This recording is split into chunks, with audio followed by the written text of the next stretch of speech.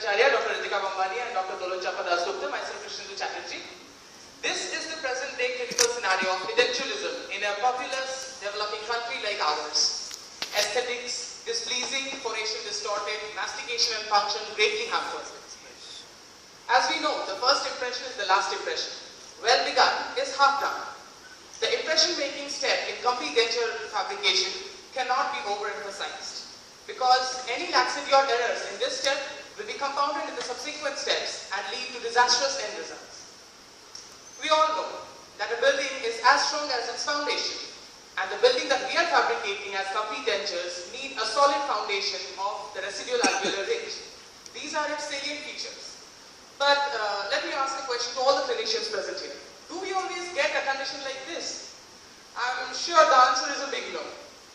So, just like any other venture, complete denture has its own fair share of challenges. According to Carlo Boucher, the ideal steps of impression making highlight different relief areas in the maxillary and mandibular ridges. And any masticative stresses directed abnormally on these regions can lead to deleterious effects on the ridge. So now let us talk about the challenges that we face in complete denture impression making. They can be categorized under physiological and pathological. Now, rolling on to the first problem that we face is flabby tissue or flabby ridge. The window technique has widely been used in the fabrication of custom trays for management of flabby ridge. Zafarullah Khan's window technique mentions the displaceable tissues being marked on a final impression of zygoxyreginol and trimming off of the tray from that area, and then making the final impression with impression plaster or low viscosity material for the flabby ridges. The Watson's technique uses the same method, with the only difference being the tray fabricated with a window and not trimming it off after the final impression. Dan et al. In the year 2009 came up with a modified fluid wax impression where mouth temperature wax is used to record the buccobuccal fold and the rest of the ridge, whereas silicones are used for the final impression over the flabby ridges. Osborne in 1964 came up with two different techniques for the management of flabby ridge. First being the two-part impression, where the tray is exposed in the area of flabby ridge and silicone is used for the normal tissues, whereas low viscosity or primary impression plaster is used for the flabby ridges. Again, Osborne came up with another technique in the same year where two trays are used, the first being the palatal tray for the flabby ridges, and the second tray which encompasses the first tray, and a cross-link pin is used to attach both the trays. Link and Allen in the year 2006 came up with a custom tray with perforations in the flabby tissue area, and silicone impression material is used to record the impression. The Massad's technique, also known as the little low layering technique, uses a custom tray to fabricate the impression with different viscosity materials used in different areas of the alveolar ridge. Now, the next problem is ridge resorption. The earliest literature goes back to 79, where Svensson mentioned use of colloid materials, a firm mix for the primary and a thin mix for the final impression. Admix technique widely used, 3 parts red compound and 7 parts of green compound. Advantages being increased working time and flow is used for resolved ridges. Klein mentioned the preliminary functional impression technique for knife edge and thin ridges with a core preparation of 2 mm metallic wire and impression being made with equal parts of combination of putty and regular body with a final wash of low viscosity material.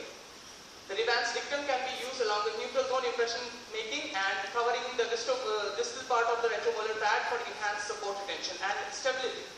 Neutral zone impression technique used for cases where stability is a matter of concern, where teeth are arranged after making an index of the neutral zone by muscular movements, which can also be indicated in cases of partial vasectomy, hemimandibulectomy, and macroglossia, along with the proptosis linguae, a condition seen in edentulous patients who have lost their teeth for a long period of time. Microstomia, a condition where impression tray selection is a big problem.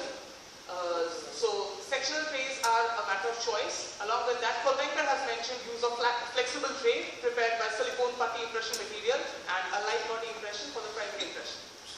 Final impression trays are also sectional and they can be related by hinges, aluminium strips, cross-pin slots, press buttons, and so on.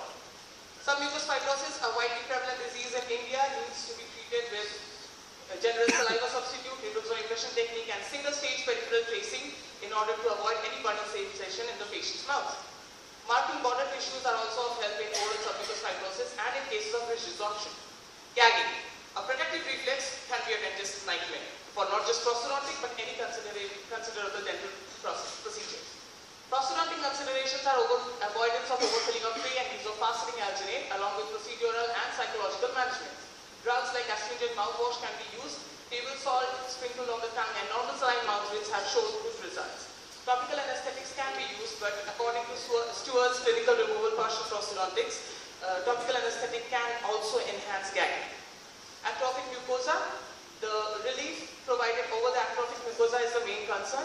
The conventional relief areas are relieved by the use of wax spacer, and any atrophic mucosa away from that can be relieved by extending the spacer design. Severe ridge undercuts need to be considered with choosing elastic materials in order to avoid any tearing of the impression. Old denture wearers suffer from inflammation, which can be subclinical but microscopic in levels and need to be relieved with tissue conditioners or preferably leaving out dentures. Neuromuscular disorders like Parkinson's and cerebral ataxia have involuntary movements and patient needs to be seated upright along with proper head support. Hemifacial paralysis, stability is a concern and neutral zone impression is the matter of choice. The end justifies the means. We are all aware of the art of impression making here and there is nothing new for me to say here. But cases like these come up to us every day and slight modifications in our impression making approach can actually give a smile like this on our patient. And after all, who would not want a smile like this on their patients, because it is not just desired by the patient but also an obligation of the patient. These are my references. Thank you for your kind audience. I would now like to welcome any questions.